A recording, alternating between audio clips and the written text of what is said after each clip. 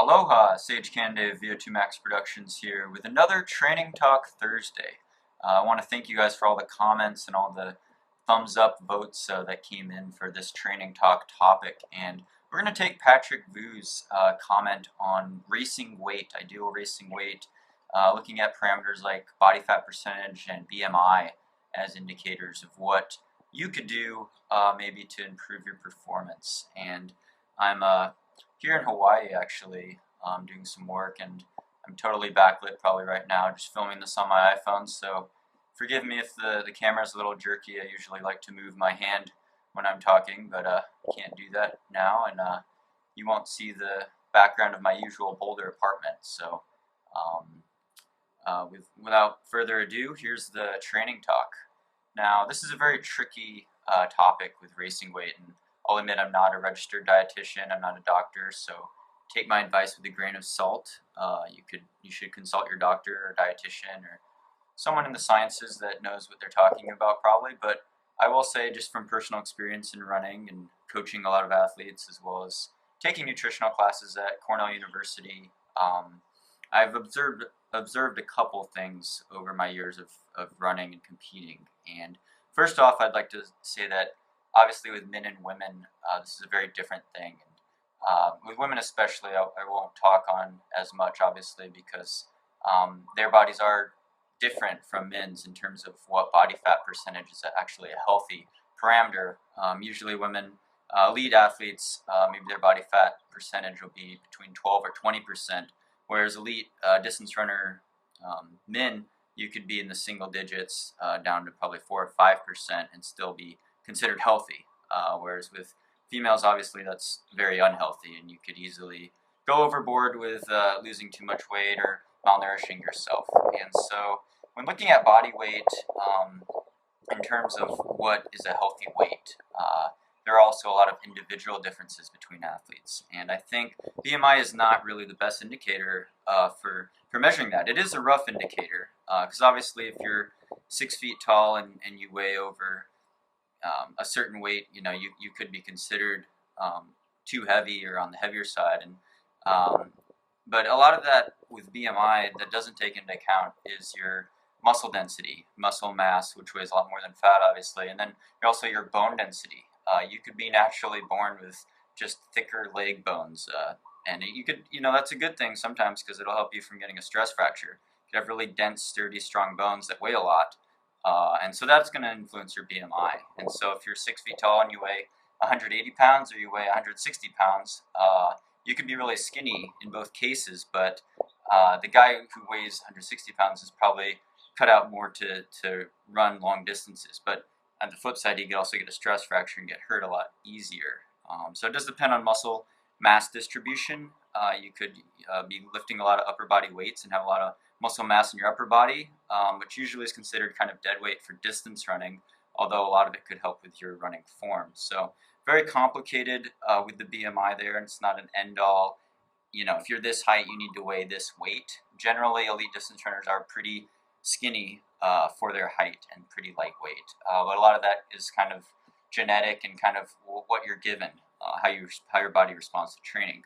And so if you're looking at trying to optimize your performance in a long distance race, what can you do to improve your performance in terms of ideal racing weight? Now, I've read a book, I have the book Racing Weight, I think that's the title actually, by Matt Fitzgerald, and I couldn't even get through all of it, honestly.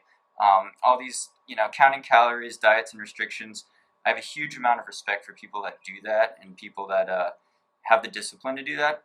I'm not one of those people. I believe that through diet, you could really change a lot of things with your body fat percentage, and I think that's really probably the key to focus on, is what you could optimize in your diet to hopefully get probably a lower body fat percentage. Most of us could probably afford to do that, including myself at times, and just eating more fruits and vegetables generally, I think, would help with that the most. And if you don't, I've never had my body fat percentage measured really, but I could usually tell just by grabbing at my stomach.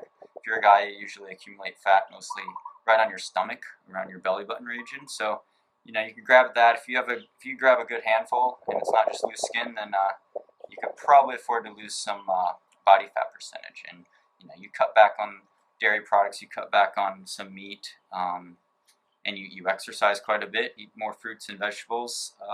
Maybe try to cut out any processed food or processed sugar.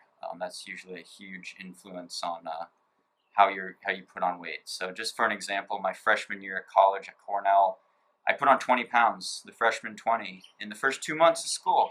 It was amazing. All you could eat dining halls, totally out of control. Of course, I was vegetarian, but I was eating waffles for breakfast, and then I was eating 9 or 10 slices of pizza for dinner. Not very many salads, a lot of soda or soda pop. I wasn't drinking beer though at the time, I will say, but soda's probably worse for you anyway. So a lot of sugar, a lot of carbs, a lot of fat, just a lot of empty calories. So the idea is to replace those empty calories with healthier calories, nutrient-dense foods like fruits and vegetables. And obviously that's easier said than done. It's kind of what every diet is saying, every good diet I think now. And it's really comes down to a matter of habits. You know, what can you do with your habits to change that, where you replace these nutrient-dense foods with the empty calories that you may be consuming throughout the day without even knowing it. And I think that's really the key to losing weight or getting to a healthy weight, is to lower your body fat percentage. And you don't have to get tested. You don't have to, do all these expensive things, but you do have to focus on your diet and be accountable for that. And it definitely is a process, and it's something that I'm always kind of struggling with.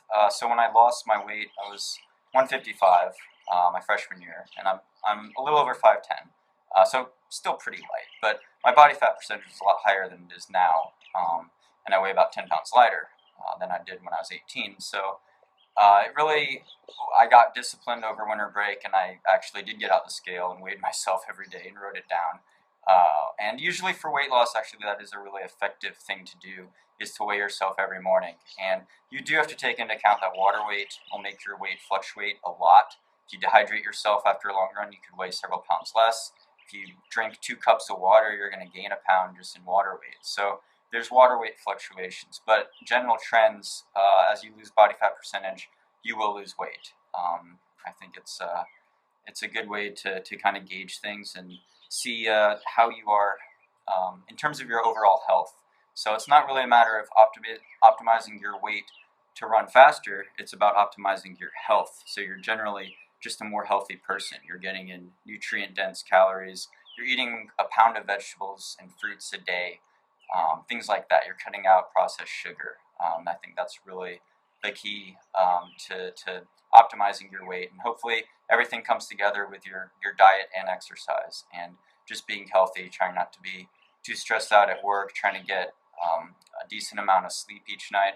Again, easier said than done probably, but I think those are really the keys to improving your running performance, and not just worrying about certain calorie restrictions or really strict diets, or trying to get to a certain weight for your height. I think those tend to backfire on you, and it's just not fun. And you got to keep it fun.